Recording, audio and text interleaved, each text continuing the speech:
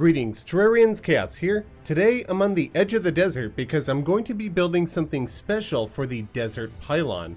I know I've done a few videos on pylons already, so I probably don't need to go into too much detail here, but a pylon is a piece of furniture that can teleport you from one to the other.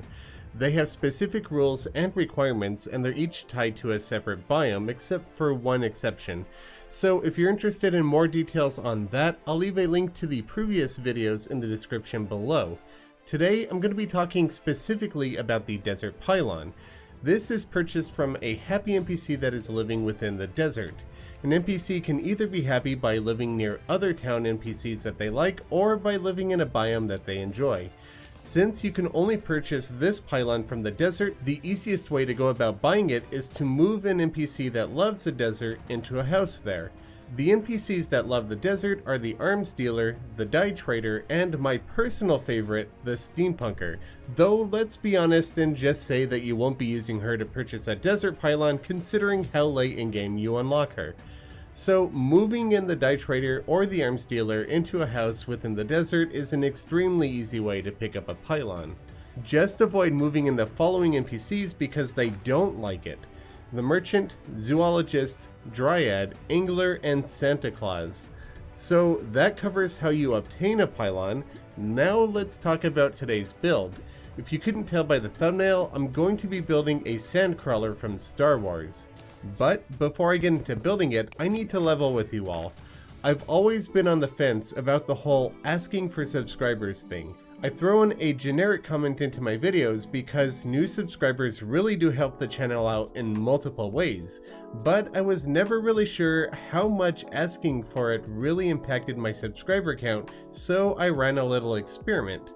Back in May, for the first time ever, I tested out telling you all how many of my viewers are not subscribed to my channel, and I have to admit, even I was astonished at how high that number was.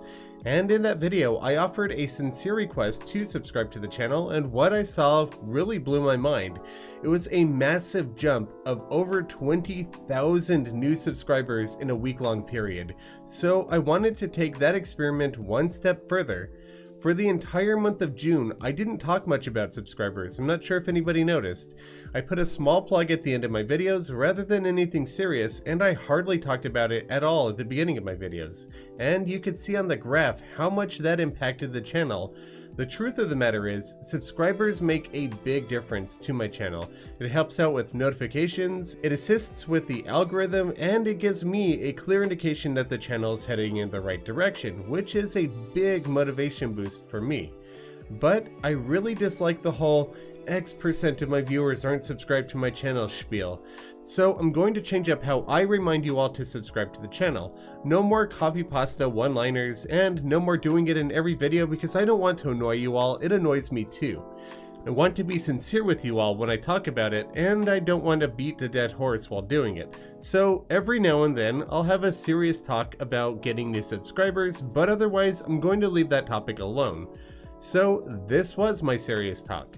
If you're new here or just haven't got around to it yet, I'd really appreciate you subscribing to the channel. It helps get my videos up there, which allows me to keep doing what I love doing for a living, and it's one of the biggest ways that you can support this channel outside of turning off your ad blockers, please. And that's it. Let's get on to building the Sandcrawler. So for those of you who don't watch Star Wars and you're not sure what a Sandcrawler is, it's on a desert planet, and it's a large vehicle that's basically like a mobile junkyard. It's big, brown, metallic, rusted, and it is home to these small creatures called Jawas, which is kind of what I'm dressed like right now. This thing is going to be pretty big. I'm not going to make it to scale, so it's not going to be too massive here, but it will be a pretty big build, and this thing is kind of on tank tracks. So what I would like to do is start off by making the tires, and I'll make the back one over here. Now what I would usually do in the past is make tire tracks out of some platinum brick like this, because it does look pretty close to what those kinds of treads would look like, those tracks would look like. I also considered maybe doing conveyor belts because those also look decent. However, these would make it look like the wheels are in motion, and obviously the build won't be moving at all, so I thought that was a little bit of a funky look. So instead of that, I want to actually try out these right here, which are the anti-portal block. Similar to the way that this platinum brick looks, these also have individual treads in appearance that these have here, and I think it's a really good fit. I like these even more because they feel a little bit more uniform. Like if I were to go up here, you can see it's the same distance on all sides, whereas if I go up like this, it gets thinner on the top and a little bit thinner on the sides and thicker on the bottom. So I actually think I like this anti-portal block a little bit more. So I'm going to experiment around with this and try to get the treads looking just right. The tracks for the Sandcrawler are trapezoid in shape, with the narrow segment being at the bottom. I don't want it to look angular, as the tracks would normally wrap around wheels, which would make the edges rounded, so I try to emulate that the best that I can. As for the wheels that these tracks would be laid on, there are two versions, some large and several small. The large wheels are made out of gray painted silly green balloon, while the smaller ones are individual pieces of chain that are not connected together. The backgrounds of these treads on the Sandcrawler are brown, much like the rest of the vehicle, so in order to pull that off, I first try out Titanstone wall painted brown. It was a little too dark for this part of the build, so I ended up removing it and I went with blue-green wallpaper instead. On top of the tracks, I built a segment which will connect it to the rest of the vehicle. This is made using copper pipe wallpaper, cog wall, steampunk platform, and pearlwood, all painted gray. Overall, I'm happy with the design of the treads at this point, though I do make a few minor edits later, so I copy it once to the left. The Sandcrawler actually has 8 sets of these on it, but since we only see the side perspective in this case, we can only see 2 sets. I am quite happy with these tracks now. However, I did have to move this one 8 blocks to the right. I felt it was a little too far apart for the design that I'm going for. Now, I'm not going for something that's a perfect exact replica of the original Sandcrawler. I'm just kind of doing my own thing and seeing how it comes out. So the design might be slightly off, the color palette might be slightly off. And I mean, to be honest with you, I want this to be metal, but I'm not sure how I feel about this copper plating if it's painted brown. It might look a bit better if I actuate it and just don't make this a floor. Like if this is just the outer edge of the Sandcrawler, that might look a little bit better. And yeah, I think that does. So I might do a bit of that. But I want this to be fairly dark, like what we have going on here in the background with that blue-green wallpaper. And honestly, this lead brick is a really nice fit for that as well, and it's got a good texture for this. Iron brick's not too bad either. It's a little bit brighter, but it also works a little bit better than the copper plating did. The tin plating, same sort of thing. It's a little too bright, and I would have to actuate it for me to be happy with the color palette. And I kind of feel the same way about the grate. I'm going to start building the generic shape of this Sandcrawler. So it's going to be flat over here, and then come up at a 45-degree angle right here, and then come up a little bit sharper, probably around, I don't know, 80-degree angle right about here, and then it'll flatten off and then taper down towards the back. And here we have the outer shell of the Sandcrawler. Obviously nothing has been filled in. I just took my time getting the shape right, and it's not perfect, but I'm very happy with the way that it looks. So this back end would normally have a slight angle, but it's something we can't really pull off in Terraria, and I think it looks better to just have a flat end here than one that goes up in increments here, and it almost makes it look rounded in Terraria, which is not what I'm after. And then up here, this one does come up in increments, but I think it works here. I think it looks better like this than it would if it were flat. I also made the main loading ramp. From this front door, it would swing all the way down, and I've got half steps all the way over here to the outside. And on the bottom side of this, I decided to place stone platforms which have an echo block right next to them, because you'll see if I remove those echo blocks, they actually go like this. And I don't want them to cling to the block next to it. I want them to mimic the half blocks that I have hammered on top.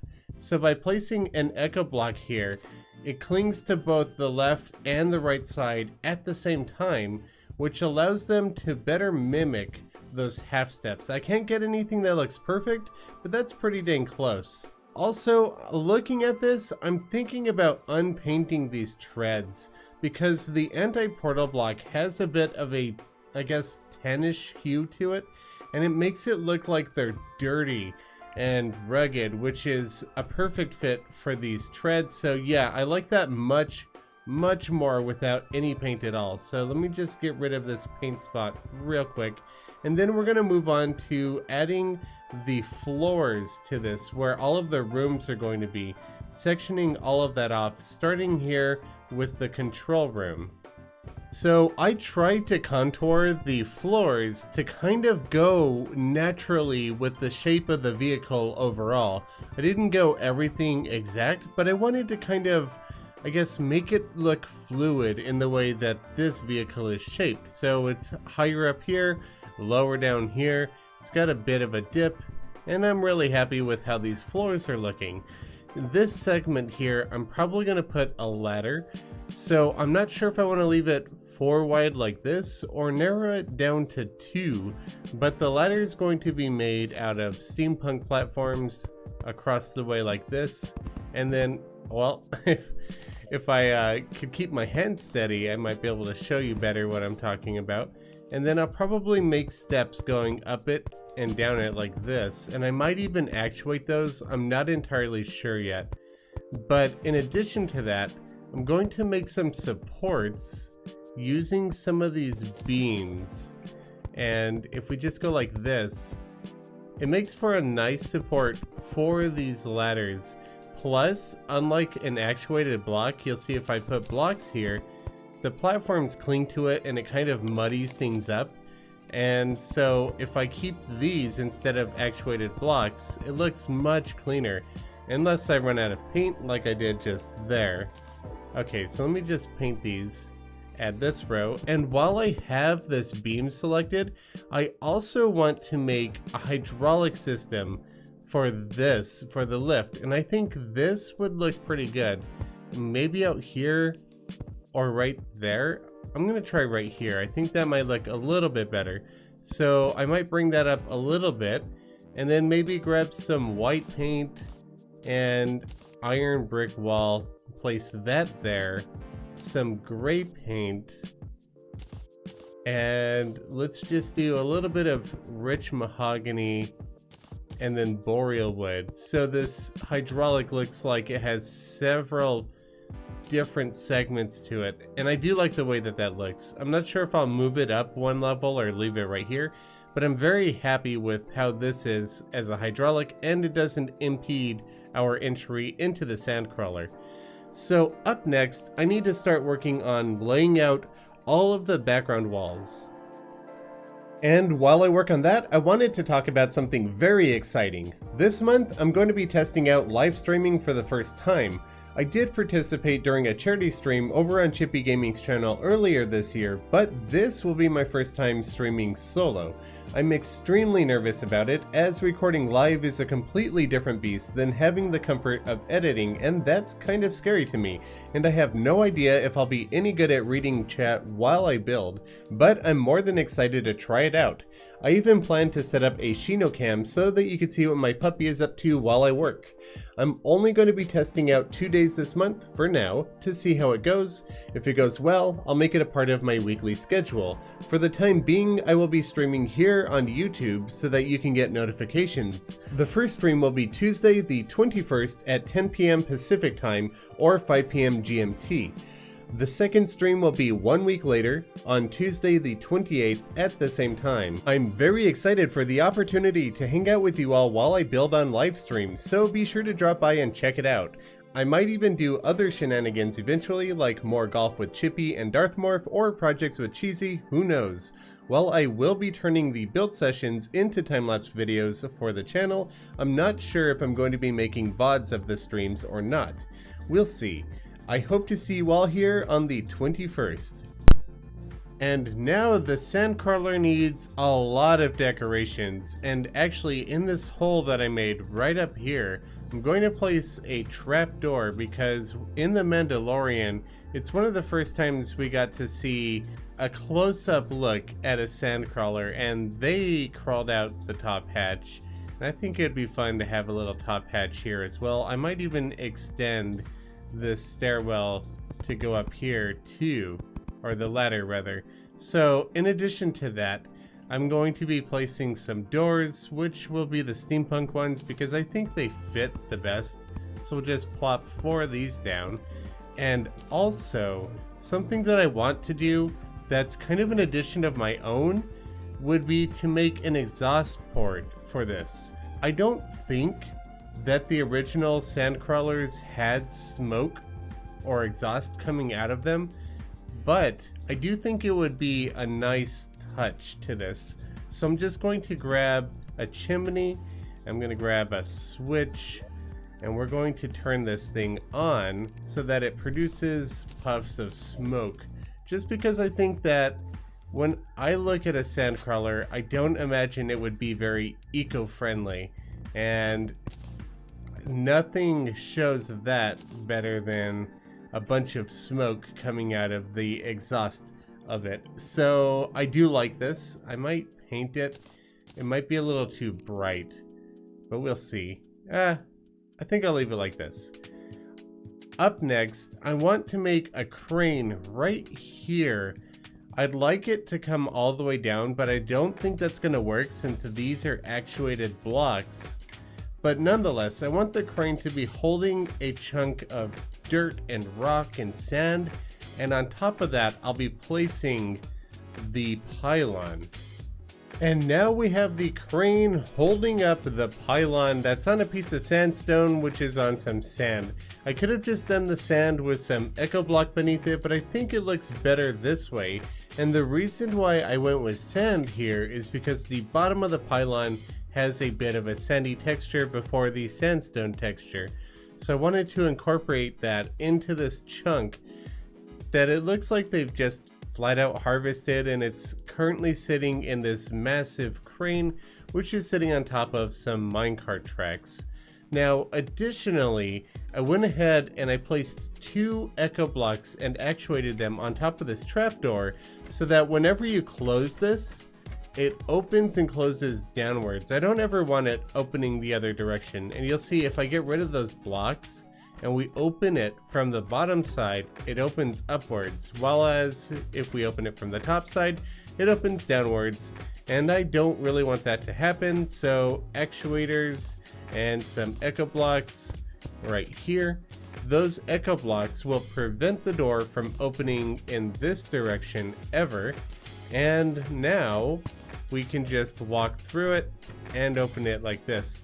I also added some details up here with some platinum brick wall that's been painted gray because I like the way that this looks. It adds a little bit more texture to the top. And for some reason, I want to add something with black paint back here. I guess I imagine that the back of this, where the engine compartment would be, would look black from the outside even. And I want to kind of give that illusion right now with a bit of wall. I'm not sure how I feel about it, but I think I like it. So what I need to do to finish off the Sandcrawler is add a ton of decoration. And this will probably take a couple of hours, so I probably won't have time to time-lapse it. So I'm going to jump to the final version of the Sandcrawler, but that's not the only thing that I have left to do. And what I will time-lapse after this is actually a lot of environmental work around the Sandcrawler once the inside of this is done. The decorations are complete.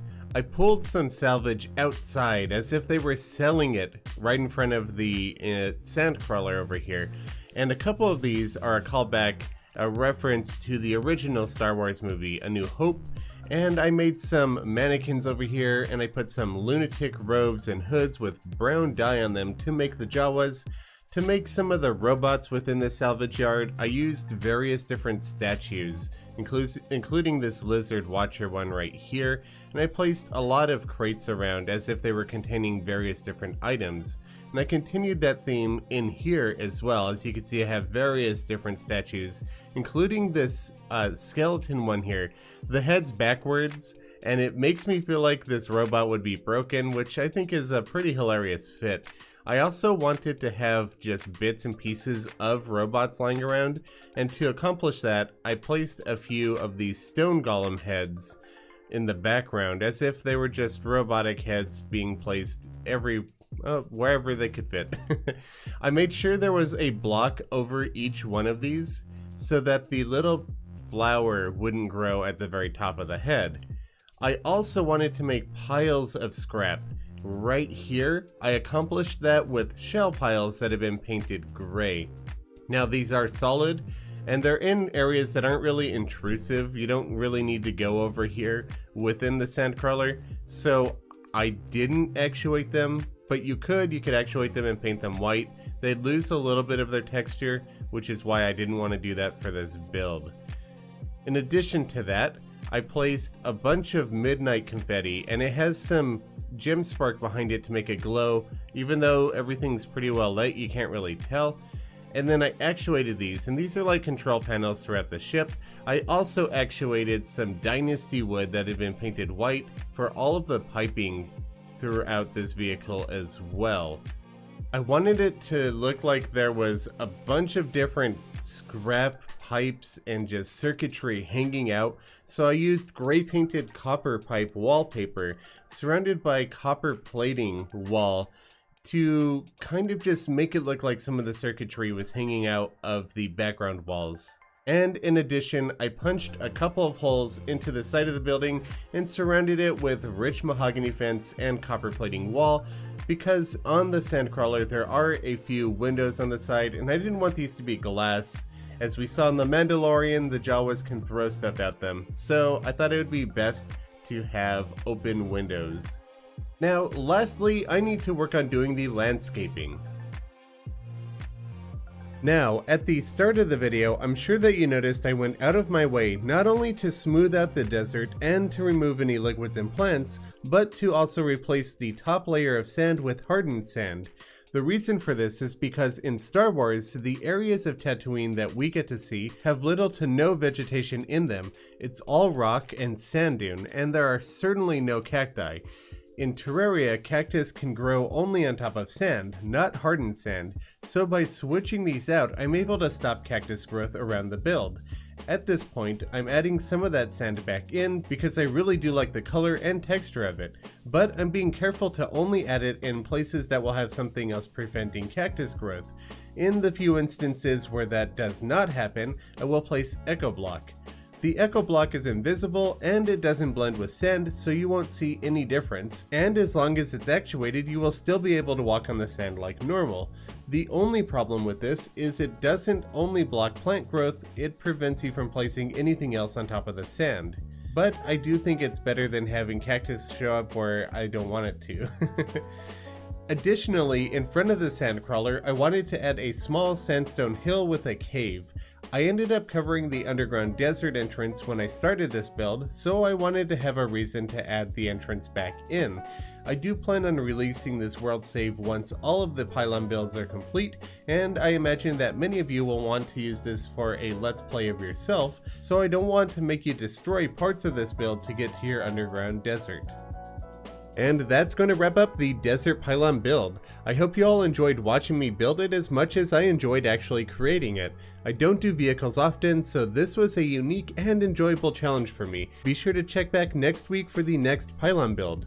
Before I go, I quickly wanted to thank all of my supporters both on Patreon and members here on YouTube. I can't express enough gratitude for you all helping me keep this channel growing, so from the bottom of my heart, thank you very much. If you would like to help support my channel further, I'll leave a link to my Patreon page in the description below, or you can click on the join button beneath this video. Thank you all very much for watching. I'll catch you all later with a brand new build video. Until then, happy building!